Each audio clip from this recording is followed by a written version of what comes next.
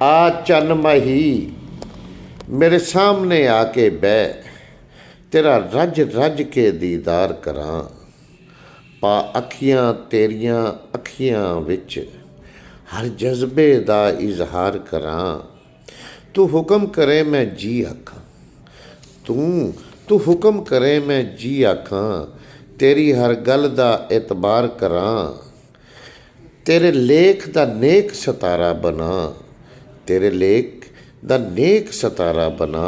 तैनूं सारी जिंदगी प्यार करां।